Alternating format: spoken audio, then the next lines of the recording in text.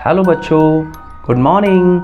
आज हम पंखुड़ी पुस्तक के अंतर्गत पाठ 13 के तहत सीख पाठ को पढ़ेंगे। पिछली बार भी मैं आपको बता चुका हूँ, इसको क्या बोलते हैं, QR कोड। ये देखिए मैंने साइड में लिख रखा है QR कोड। इसका फुल फॉर्म होता है क्विक रिस्पॉन्स।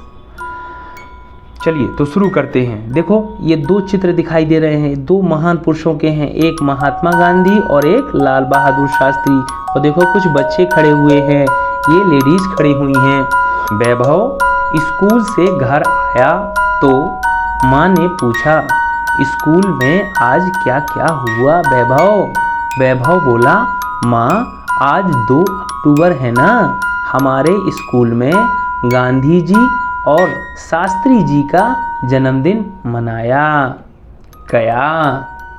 सबने उनके चित्र पर फूल चढ़ाए। दीदी जी ने कंप्यूटर पर बहुत अच्छी फिल्म भी दिखाई। तुम्हें उसकी कहानी सुनाऊं माँ? सुनाओ बेटा, माँ ने कहा। वैभव कहानी सुनाने लगा। ये देखिए, ये है वैभव और ये है उसकी माँ। एक बार कस्तूरबा बहुत बीमार हो गई, दवा से आराम नहीं हो पा रहा था। गांधी जी ने किसी पुस्तक में पढ़ा था कि बीमारी में बहुत समय तक नमक न खाने से लाभ होता है।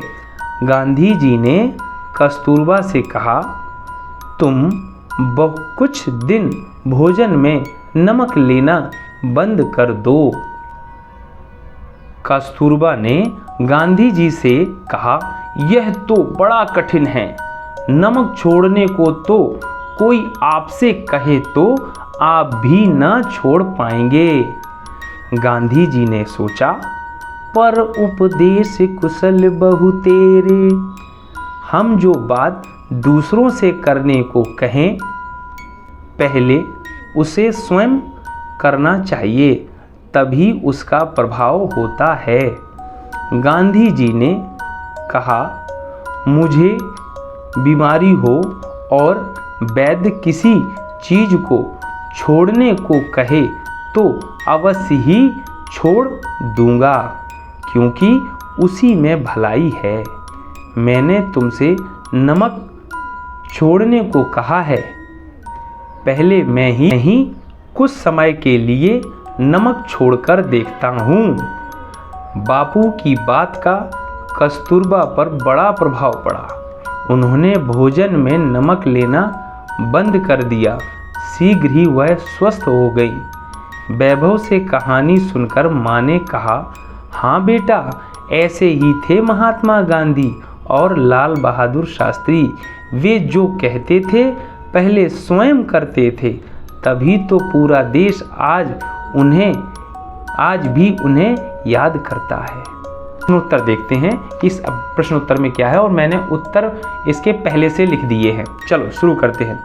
तो पहला प्रश्न है, 2 अक्टूबर को किन किन महापुरुषों का जन्मदिन मनाया जाता है? तो दो महापुरुष हैं, महात्मा गांधी और लाल बहादुर शास्त्री। दूसरा प्रश्न है, गांधी जी ने कस्तूरबा से नमक छोड़ने के लिए क्यों कहा? क्योंकि बीमारी में कुछ समय तक नमक ना खाने से लाभ होता है, इसलिए उन्होंने कहा। तीसरा क्वेश्चन है, हमारी बात का दूसरों पर कब प्रभाव पड़ता है?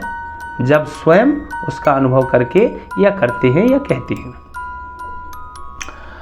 तुम अपने घर की बोली में इन्हें क्या कहोगे? मामा के भाई को क्या कहेंगे? मामा जी। पिताजी के पिताजी को क्या कहेंगे? दादाजी।